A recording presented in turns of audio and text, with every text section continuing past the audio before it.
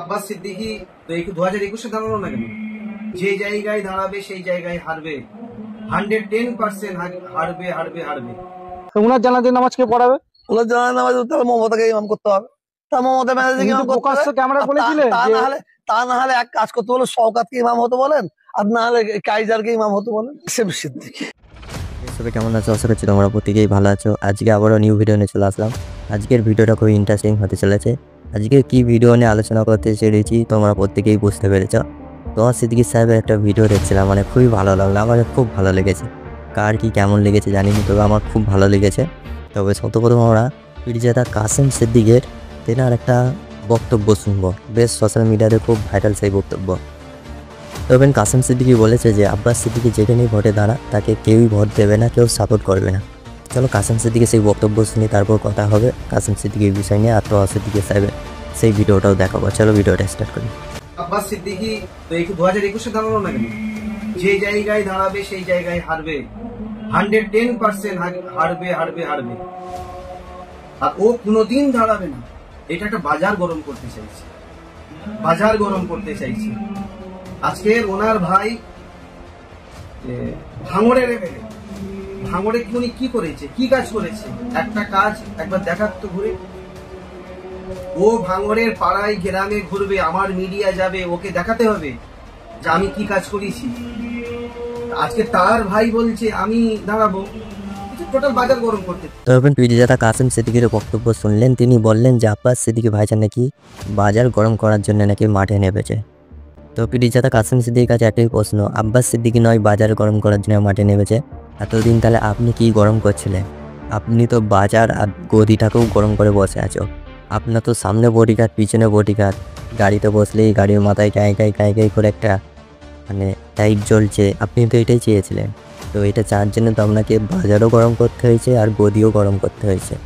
তো আপনি নিজের দিকটাই নিচে দেখেন, নিজেই তো ঘা করে বসে আছো, আবার ভাইজানকে ধরে টানাটানি করো। আবার বলছে কাসেম সিদ্দিকী যে ভাইজান যেখানে দাঁড়াবে সেখানে নাকি কেউ ভোট দেবে না, কেউ সাপোর্টও করবে না। কেউ সাপোর্ট করুক আর নাই করুক সেটা পরের বিষয়, আপনি আপনার চিন্তাটা করেন। কারণ আপনাকে শাসক দল এখন তেজপাতার মতন ইউজ করবে।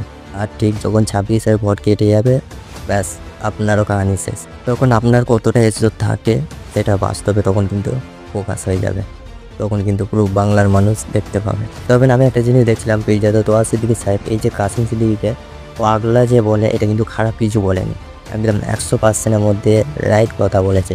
আমার কিন্তু খুব ভালো লেগেছে পীরজাদা তোহা সিদ্দিকী সাহেবের সেই বক্তব্যটা। আমি সেইটা তোমাদেরকে শোনাবো।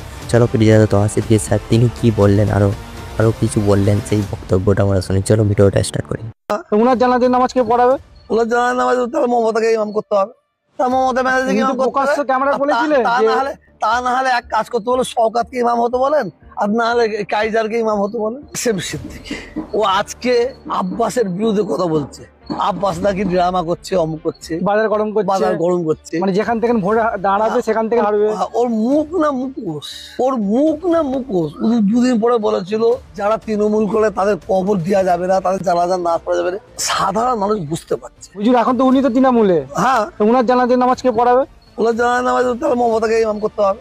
তা মমতা ব্যানার্জি ইমাম করতে হবে। ক্যামেরা বলেছিলেন তা না হলে এক কাজ করতে বলে শওকতকে ইমাম হতে বলেন, আর না হলে কাইজারকে ইমাম হতে বলেন। কি আর বলুন। দেখেছি প্রকাশ্যে কাসেম সিদ্দিকীকে বলেছিল যে যেসব মুসলিম নেতারা আছে তারা মরে গেলে তাদের লাশ নবান্নতে পাঠানো হবে।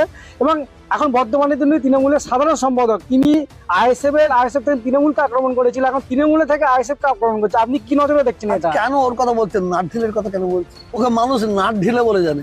মমতা ব্যানার্জিকে যে স্যালুট দেন, আমিও স্যালুট দিচ্ছি। দেখেন একটা পাগলা রাস্তা যখন পাগলামো করে না, একে ইট ছোড়ো, ওকে ইট ছেড়ে, একে গালাগালি করে, ওকে গালাগালি করে, কিছু মানুষ কি করে তার পায়ে ধরে তার পায়ে আর হাতে চেন বেঁধে দেয়, দিয়ে বসে রেখে দেয়। তো মমতা ব্যানার্জি ওর পাগলামো ছুটিয়ে দিয়েছে। মমতা ব্যানার্জি ওই এক টাইপের পায়ে হাতে পাগলে যেমন মানে হাতে চেন বেঁধে রেখে দেয়, ওকে চেন বেঁধে বসে রেখে দিয়েছে, ওকে বুবা করে দিয়েছে, ওর ভ্যালুলেস। তখন পীরজাদা তোহা সিদ্দিকী সাহেব বক্তব্য শুনলেন। আশা করছি তোমাদেরকে ভালো লেগেছে। আর ভালো লাগলে লাইক, কমেন্ট, শেয়ার করতে ভুলবেন না। আর এখানে ভিডিও শেষ করছি, পরবর্তী ভিডিওতে দেখা হবে। ততক্ষণ সবাই ভালো থাকবে।